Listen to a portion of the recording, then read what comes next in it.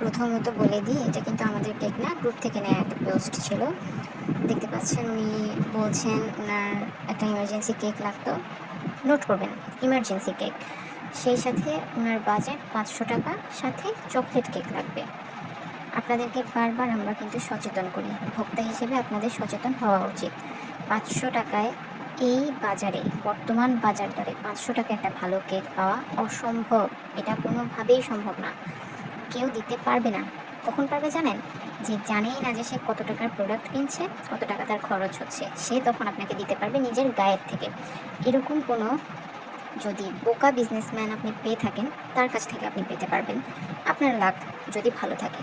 কিন্তু কোনো প্রকৃত বিজনেসম্যান কোনোদিন আপনাকে বর্তমান বাজার মূল্যে 500 টাকা 1 পাউন্ড কেক দিতে পারবে না। এটা একটা চ্যালেঞ্জ। আমরা কেক বানাই, আমরা জানি একটা কেকের পিছনে কতটা খরচ আছে। আমি যখন 3 বছর আগে আমার বেকিং শুরু করেছি, তখন প্রতিটা প্রোডাক্টের দাম এখনের থেকে ট্রিপল বেড়েছে।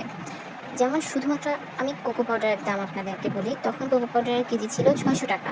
বর্তমান বাজারে কোকো পাউডারের দাম হয়েছে 1600 থেকে 2000, 2500, এমন। কোয়ালিটির উপর ডিফার করছে।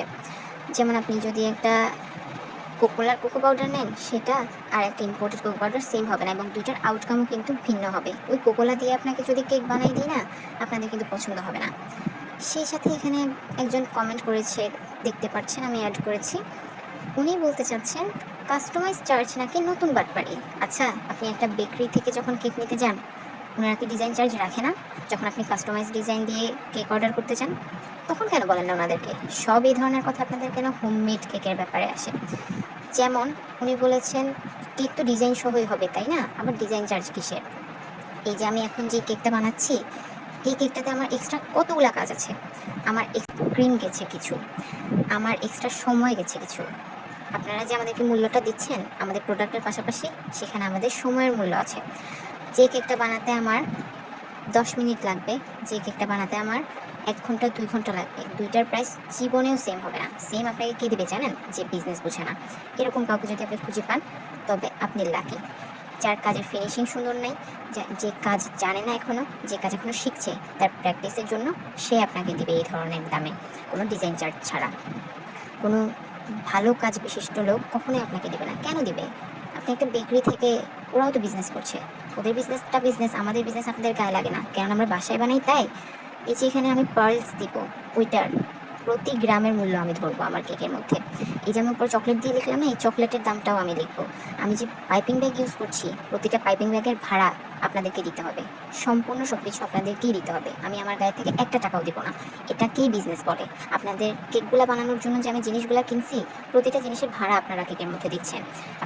আমরা মূল্যটা কীভাবে নির্ধারণ করছি, সে ব্যাপারে আপনাদের আইডিয়া থাকা উচিত।